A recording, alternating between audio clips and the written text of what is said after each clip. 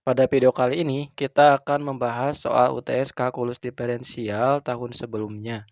Lebih tepatnya itu tahun 2025.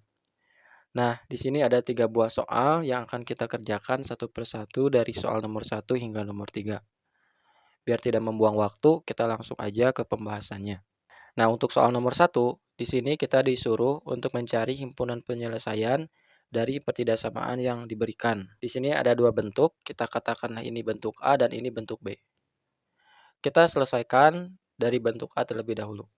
Nah, perhatikan. Di sini kita punya nilai mutlak 4 per X kurang dari atau sama dengan 3.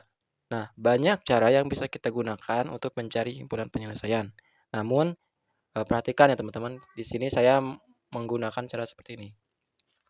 Jadi, di sini kan kita punya nilai mutlak 4 per X kurang dari atau sama dengan 3. Nah, yang kita lakukan terlebih dahulu adalah membatasi si X-nya ini gitu ya.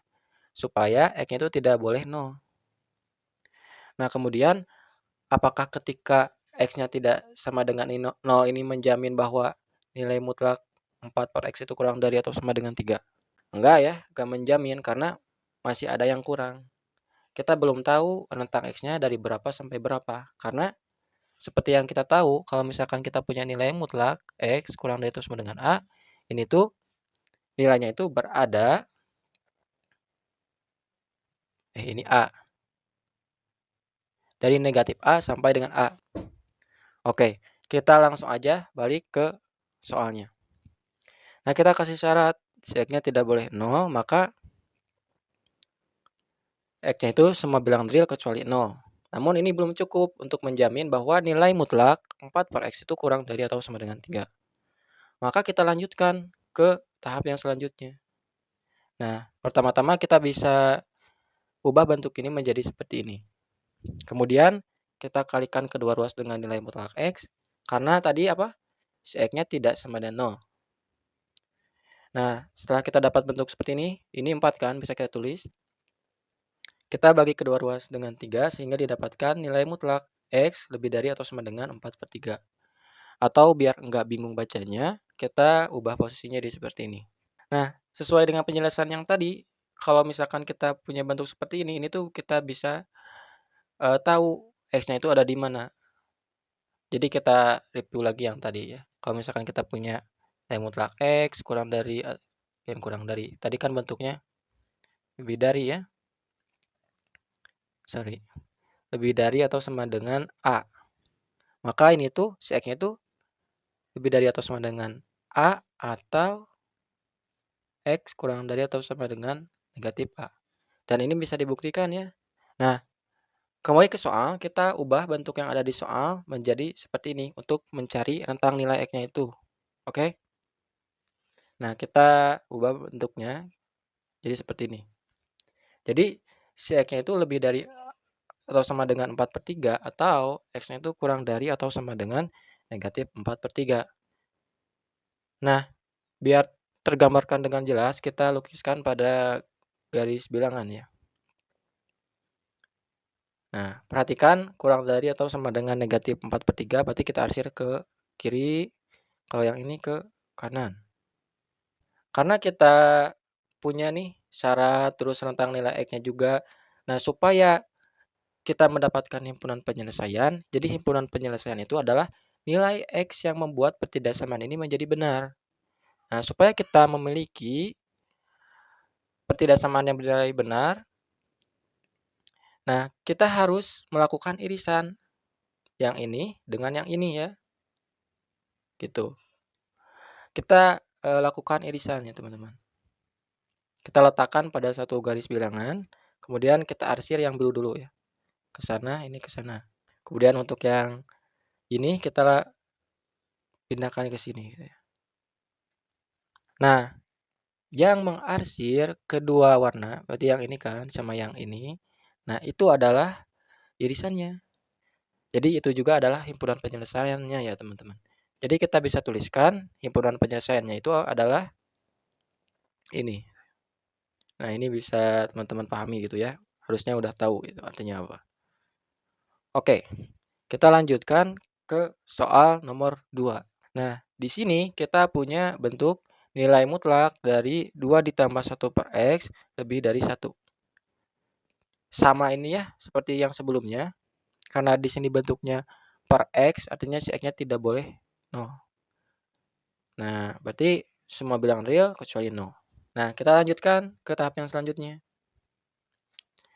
Nah, kita bisa samakan penyebut, ini jadi 2X per X. Kemudian kita operasikan, ini bisa kita jumlahkan ya. Nah, kemudian kita kalikan kedua ruas dengan nilai mutlak X, karena di sini udah dijamin bahwa X-nya tidak sama dengan 0. Nah, karena kita memiliki bentuk yang kedua ruasnya itu tak negatif, maka kita bisa kuadratkan gitu ya kedua ruasnya. Kita kuadratkan. Ini kalau dikuadratkan didapatkan seperti ini. Nah, kita kurangi kedua ruas dengan X kuadrat, sehingga didapatkan 3X kuadrat ditambah 4X tambah 1, lebih dari 0. Setelah kita dapat bentuk seperti ini, kita bisa lakukan pemfaktoran ya teman-teman. Jadi bentuknya itu nanti kayak gini. Nah, ini harus sudah tahu kenapa bisa jadi seperti itu. Kalau misalkan ada yang belum mengerti, mungkin boleh ditanyakan nanti. Kita lanjutkan. Kalau udah kayak gini gampang ya. Kita tinggal cari pembuat 0 dari 3X plus 1 dan X plus 1. Pembuat 0 dari 3X plus 1 adalah negatif 1 per 3. Pembuat 0 dari X plus 1 adalah negatif 1. Kemudian kita letakkan pada garis bilangan. Nah, ini maaf ya, saya belum hapus ini nih. Lupa. Gak apa-apa. Nah, apa yang ingin kita lakukan di sini? Yang ingin kita lakukan di sini itu adalah kita mencari daerah positif negatif dari ketidaksamaan ini gitu ya. Bagaimana caranya? Ya caranya perhatikan dulu untuk bentuk yang ini, 3X plus 1. Nah, 3X plus 1 itu nilainya positif apabila di sebelah kanannya 1.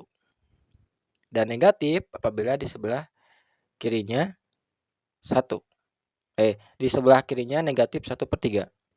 Nah, untuk X plus 1, ini nilainya positif di sebelah kanannya negatif 1. Dan negatif di sebelah kanannya negatif 1. Oke, kita udah dapat nih positif negatifnya. Nah, ini di sini positif, ini positif, berarti positif dikalikan positif, ya hasilnya positif, berarti positif. Ini positif negatif, negatif, ini negatif, negatif, positif gitu ya. Nah, karena di sini kita pengennya yang lebih dari 0, artinya kita arsir yang bertanda positif, yang ini sama yang ini. Nah, sama seperti sebelumnya, kita lakukan irisan untuk ini dan ini ya. Kita letakkan pada satu garis bilangan yang sama, kemudian kita arsir. Nah, ini. Nah, irisannya itu yang ini sama yang ini sama yang ini. Karena ada kan di sini selang terbuka. Jadi teman-teman juga harus tahu ya selang terbuka itu artinya apa. Jadi kalau misalkan lebih dari itu pakai selang terbuka. Kalau lebih dari atau sama dengan misalkan. Ini pakai selang tertutup artinya si bulatannya hitam ya gitu ya. Tapi kalau bentuknya per X kayak gini, ini tuh mau ya selang terbuka ataupun mau interval terbuka atau tertutup pun dia bakal selalu terbuka karena tidak boleh nol kan. Itu harus sudah tahu ya. Nah, kita balik lagi ke bentuk ini.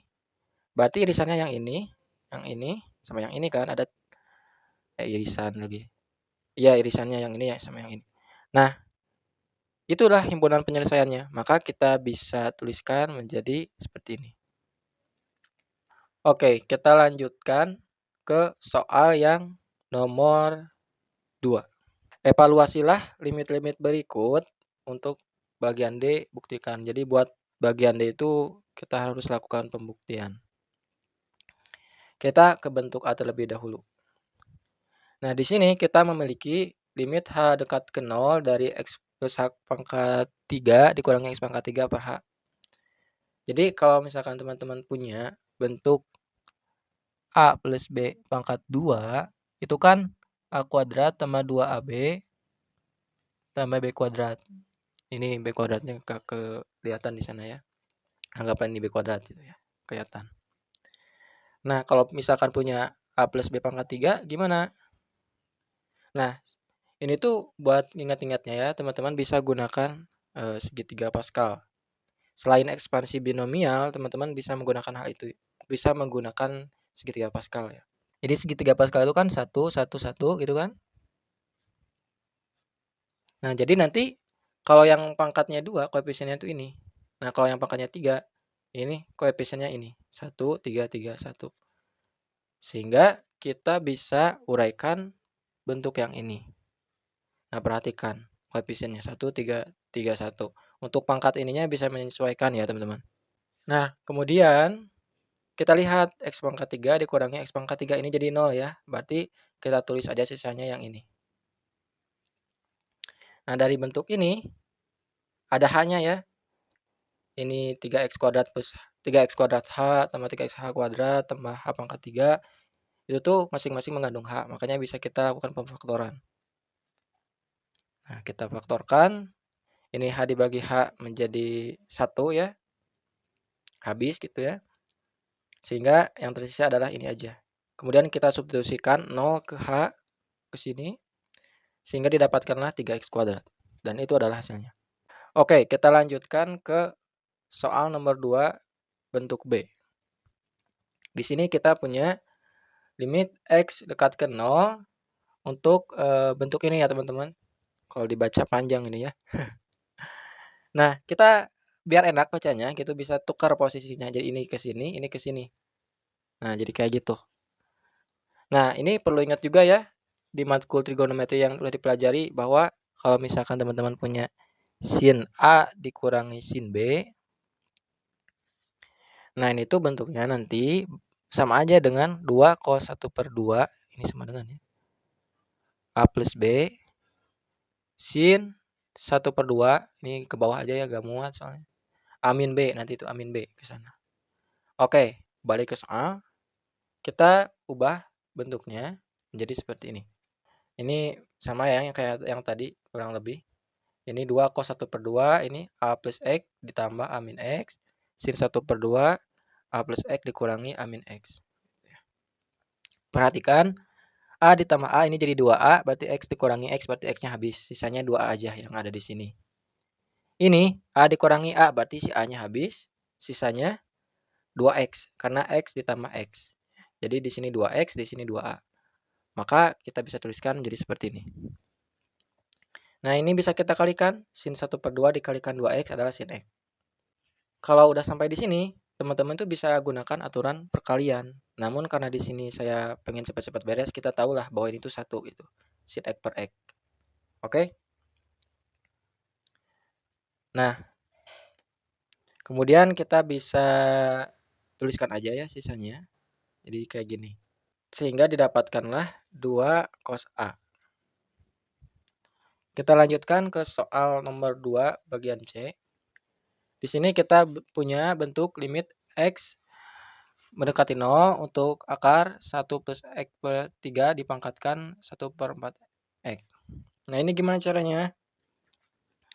Ini tuh merupakan bentuk E ya, konstanta E, Euler. Jadi kalau misalkan teman-teman punya E, ini tuh si E itu adalah ini ya teman-teman, limit X menuju 0, ini 0 gitu. 1 ditambah X pangkat 1/X. Dan masih banyak bentuk yang lainnya. Bukan cuma ini aja gitu ya. Ada limit X menuju tangganya gitu. Tapi karena di soal bentuknya seperti itu ya kita tuliskan seperti ini. Nah, perhatikan kalau kita substitusikan X ke sini, kita ganti ya warnanya. Nah, itu jadi nanti yang di dalam sini tuh jadi 1 plus 0. Nah, ini sebenarnya nggak murni 0 gitu ya. Ini sangat dekat ke 0 nilainya. Nah, ini 1 per X itu enggak ya. Karena 1 di bilangan yang dibagi bilangan yang sangat dekat ke 0, kita katakanlah 0,000001 ini tuh malah makin gede gitu ya, semakin dekat ke 0 tuh. Gitu, makanya kita tuliskan tengah. Nah, di soal kita tuh pengen kita ganti yang ungu ya. Di soal kita tuh pengen punya bentuk ini. Nah, bentuk ini. Nah, sebagai panduannya kita punya ini juga. Oke? Oke, kita beranjak ke soal yang tadi. Nah, maaf tadi ya, langsung kepencet. Nah, kita bisa sederhanakan bentuk akarnya menjadi seperti ini. Jadi pangkat 1/2. Kemudian kita kalikan dengan sifat eksponen ya. Jadi 1/8x.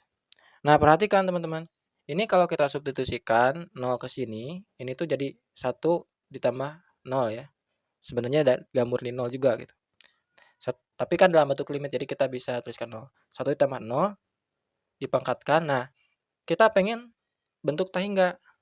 Bagaimana supaya kita dapat bentuk tahingga? Oke, kita coba ulas sedikit ya. Tadi kita punya x/3. Ih, bakal gini. Nah, ketika kita substitusikan 0, maka dia kan 0. Meskipun yang kita substitusikan ini nggak murni 0 gitu ya. Nilainya itu sangat dekat ke 0. Kalau kita ingin bentuk yang tahingga itu, kita perlu bentuk 3/x. Jadi kita perlu bentuk ini. Kenapa 3/x? Jadi sebagai contoh, misalkan teman-teman punya 2 dibagi 1, 2 dibagi 1, 2 kan. Kalau misalkan dibagi, bentar, mana? Nah ini. 2 dibagi 0,1. 20 kan. Kalau misalkan 2 dibagi 0,00000001 gitu ya. Jadi nilai itu ini nolnya tuh banyak gitu ya.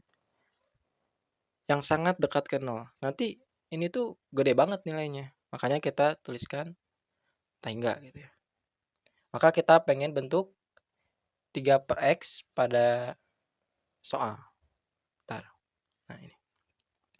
Jadi kita harus memiliki bentuk 3/x pada pangkat ini. Bagaimana caranya? Si x-nya udah ada kan? Nah, cara yang kita lakukan adalah kalikan penyebut dan pembilangnya dengan 3, sehingga kita dapatkan seperti ini.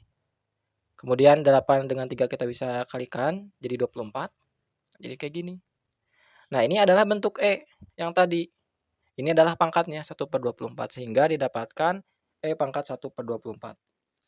Kita lanjutkan ke soal nomor 2 bagian D. Buktikan bahwa limit X dekat ke 5 untuk ini ya, X kuadrat kurang 25 per X min 5 sama dengan 10. Nah, kita gunakan definisi epsilon delta ya, kita sering sebutnya. Ataupun definisi formal limit ini. Nah, dari definisi ini kita bisa lakukan analisis pendahuluan dan kita substitusikan nilai-nilai yang ada di sini ke dalam definisi ini ya. Kayak gitu. Nah, sehingga kita dapatkan nilai mutlak X dikurangi 5 kurang dari delta lebih dari epsilon, maka ini kurang dari epsilon ya. Ini delta ya. Ini delta, ini epsilon. Nah, apa yang ingin kita lakukan di sini adalah kita ingin mencari delta. Jadi kan di sini diberikan untuk setiap epsilon lebih dari 0 terdapat delta. Artinya dari bentuk yang epsilon ini kita beranjak mencari delta. Kalau kita dapat delta, ada deltanya yang memenuhi, artinya ya ini tuh benar gitu. Oke. Kita bisa beranjak dari sini. Ini jangan dibaca dulu ya. Dari sini dulu. Kita bisa faktorkan bentuk X kuadrat min 25-nya jadi X plus 5 dikalikan X min 5. Nah, kita udah punya bentuk kayak gini nih. Nah, apakah ini bisa kita jadikan 1? Bisa teman-teman ya. Karena di definisi itu nilai mutlak X min 5 itu lebih dari 0. Artinya si X-nya itu tidak sama dengan 5 gitu. Maka bisa kita buat jadi seperti ini. Nah, kita operasikannya sehingga didapatkan nilai mutlak X dikurangi 5 kurang dari epsilon. Nah, coba perhatikan ini, yang ini. Nah, ini nilai mutlak X dikurangi 5 kurang dari epsilon. Nah, yang ini mirip ya bentuknya ya, sehingga bisa kita dapatkan bahwa si delta itu tuh adalah epsilon. Jadi ini menunjukkan bahwa delta sama dengan epsilon akan memenuhi. Nah, karena saya ini ngambil kalimatnya di buku kalkulus Purcell ya kita kenalnya. Jadi kurang lebih ini tuh mirip ya kalimat-kalimatnya, cuman ya beda bentuknya aja ya soalnya. Sehingga kita lanjut ke tahap selanjutnya, bukti formalnya gitu ya. Nah, kita beranjak dari yang si epsilon tadi. Nah, misalkan diberikan untuk setiap epsilon lebih dari 0, pilih delta sama dengan epsilon. Nah, dari bentuk ini kita peroleh, nah, kita beranjak dari yang bentuk yang tadi ya, fx min L, yang ini. Kita bisa sederhanakan menjadi seperti ini, karena di sini X-nya tidak sama dengan 5 ya, sehingga bisa kita jadikan 1. Nah, sehingga didapatkan nilai mutlak X dikurangi 5. Nah, nilai mutlak X dikurangi 5 itu kurang dari delta. Tapi kan deltanya juga sama dengan epsilon. Oh, artinya terbukti dong bahwa jika nilai mutlak X dikurangi 5 kurang dari delta dan lebih dari epsilon, maka sini juga epsilon, ini delta sorry ya, maka si ini kurang dari epsilon. Karena ini tuh persis gitu ya bentuk ini sama ini tuh. Nah, yang ini sama yang ini tuh persis gitu. Sehingga kita udah membuktikan bahwa ya ini tuh valid gitu ya. Maka biasanya yaitu di buku-buku ada tanda seperti ini. Ini tuh batu nisan Halmos atau bisa disebut tombstone gitu ya. Namun di formalnya itu mungkin dituliskan QED. QED gitu ya. Nah, ini silahkan pelajari juga ya kalau misalkan ingin tahu. Karena saya juga kan tadi bilang bahwa saya mengikuti kalimatnya kurang lebih di kalkulus Purcell gitu, ada ya latihan contoh-contohnya gitu. Dan ya menggunakan simbol seperti ini juga ada. Oke, kita lanjutkan ke soal selanjutnya ya, biar tidak membuang waktu. Soal nomor 3. Nah, di titik-titik mana fungsi tersebut kontinu dan tidak kontinu jika ada dan sketsalah grafiknya. Nah, di sini kita harus tahu kekontinuan itu punya 3 syarat utama ya. Kalau yang saya ingat itu. Jadi kalau misalkan kita punya F, misalkan fx, kita pengen cek apakah di X sama dengan C itu kontinu. Nah, yang pertama kita lakukan adalah cek dulu fungsinya itu terdefinisi apa enggak di C. Jadi kita cek dulu FC. Yang kedua, nilai limit kiri kanan. Apakah nilai limit kiri sama dengan limit kanannya? Kemudian, nah nilai si limit itu sama dengan si FC ini gitu. Cuman karena bentar. Cuman karena di sini bentuknya polinomial gitu ya. Jadi ini tuh pasti terdefinisi untuk semua bilangan real gitu ya. Jadi yang kita lakukan itu hanya perlu mengecek apakah limit kiri itu sama dengan limit kanannya. Namun kita letakkan dulu pada garis bilangan supaya gampang dilihatnya. Nah, di sini kan ada 0 dan 1, kita ingin mengecek kekontinuannya di 0 dan di 1 gitu ya. Nah, untuk yang kurang dari 0, si fungsinya itu adalah x kuadrat. Untuk yang ada di daerah sini itu adalah negatif x. Untuk yang lebih dari 1 itu adalah x. Nah, kita ingin mengecek apakah limit kiri itu sama dengan limit kanan. Ini sorry ya, saya harusnya GX gitu ya, biar lebih cocok aja gitu. Tapi ya susah kalau dilihat di sini. Kita next aja ya. Kita cek kekontinuannya, apakah limit kiri itu sama dengan limit kanannya. Kita cek kekontinuan di X sama dengan 0 terlebih dulu. Nah, limit X menuju 0 dari kiri, X kuadrat. Ini kan kalau dari kiri kan X kuadrat, maka hasilnya 0. Dari kiri itu kita majunya dari kiri gitu ya, ke sini. Nah, ini kan X kuadrat gitu. Nanti kalau kita substitusikan ke ini, ke sini, jadi 0 hasilnya. Kemudian limit X menuju 0, limit kanan ya, berarti dari kanan ke sini. Berarti negatif X kan. Hasilnya 0. Nah, limit kiri sama dengan limit kanan. Artinya, harusnya ini GX ya. Artinya, GX continue di X sama dengan 0. Ini harusnya GX ya. Mohon dimaklumi aja ya teman-teman ya. Karena manusiawi kita melakukan kesalahan. Nah, kemudian di X sama dengan 1. Nah, kita cek limit kirinya. Limit kirinya yang ini berarti ya. Dari kirinya 1. Berarti yang ini. Substitusikan sehingga didapatkan negatif 1. Kemudian limit kanan. Limit kanannya itu yang ini. Dari kanan gitu ya. Adalah 1. Nah, limit kiri tidak sama dengan limit kanan. Artinya ia discontinue di X sama dengan 1 atau kita sebut tidak continue gitu ya. Jadi si GX ini tidak continue di X sama dengan 1. Nah, di sini kan sketsalah grafiknya. Gimana cara sketsa grafiknya itu? Oke. Kita bahas satu-satu ya. Jadi dari bentuk X kuadrat terlebih dahulu. Ketika X-nya kurang dari 0, maka si fungsinya itu adalah X kuadrat. Kalau X kuadrat kan parabola ya gitu ya. Ininya kurang dari 0, nanti kurang lebih kayak gini lah. Susah, sorry. Bentar ya. Kita pakai yang warna hijau aja. Nah, di 0 ini ada bulatan bolong gitu ya. Bulatan bolong, susah ngegambarnya. Anggaplah di 0 itu bulatannya bolong karena si 0 ini enggak termasuk ke dalam X gitu ya. Ke dalam X untuk si ini gitu.